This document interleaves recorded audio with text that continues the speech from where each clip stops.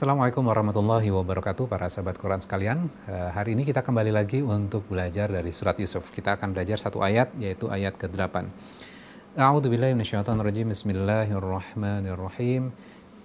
Idz qalu la Yusuf wa akhuhu ahabbu ila abina minna wa nahnu usbah.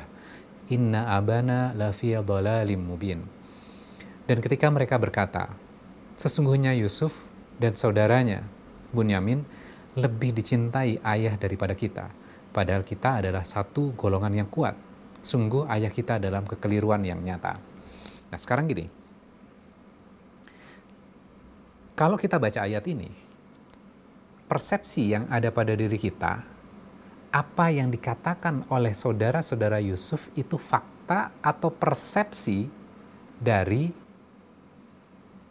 kakak-kakak Yusuf? Nah, itu pertanyaan yang harus kita jawab. Fakta atau itu persepsi dari kakak-kakak Yusuf?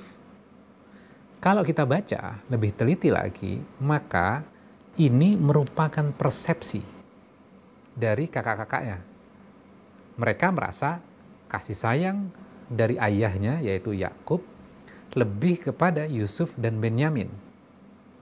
Saudara ya, Yusuf dan Benyamin ini adalah saudara seibu sebapak.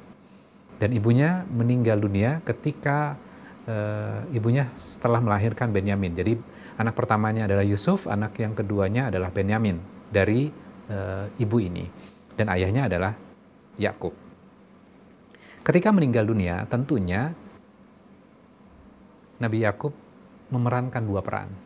Peran sebagai ayah dan peran sebagai seorang ibu. Ini dilakukan oleh Nabi Yakub. Sehingga apa?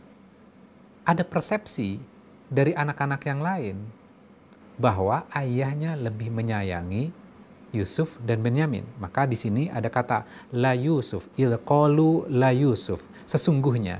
Jadi mereka seakan-akan yakin sekali bahwa Yusuf dan wa akhuhu dan saudaranya ahabbu, lebih dicintai, ila abina, oleh ayah kita.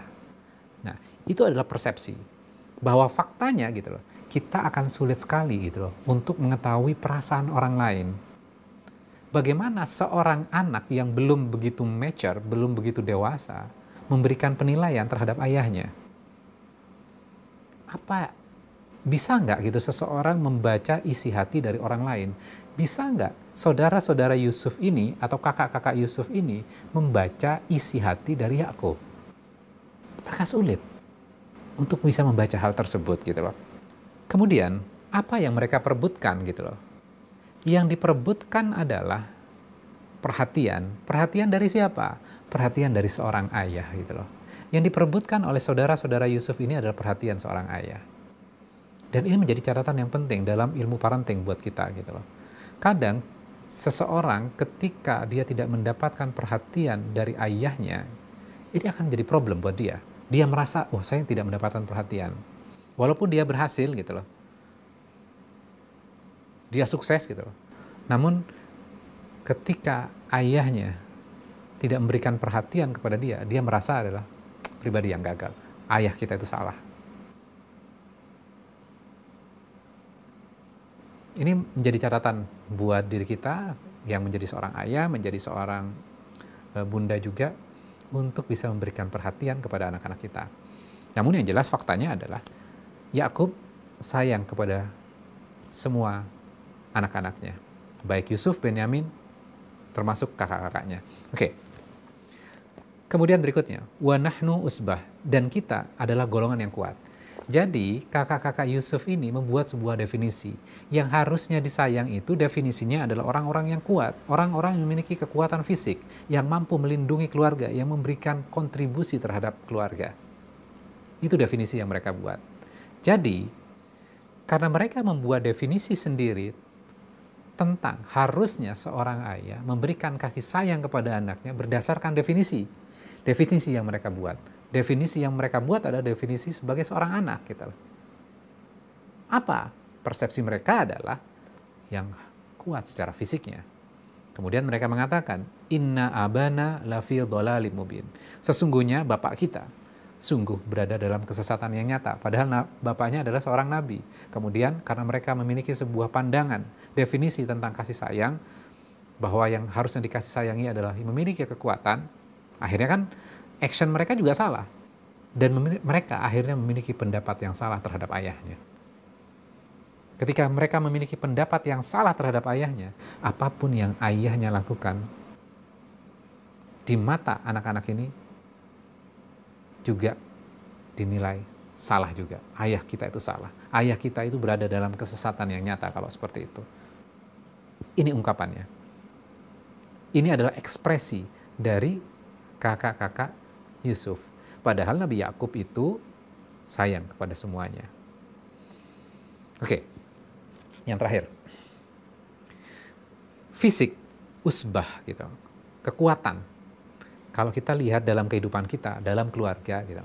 Ada seseorang kakak atau adik misalnya, dia memiliki kekuatan fisik, kemudian dia bekerja keras, dia juga diberikan kemampuan untuk berpikir misalnya, dan mampu membiayai anggota keluarga.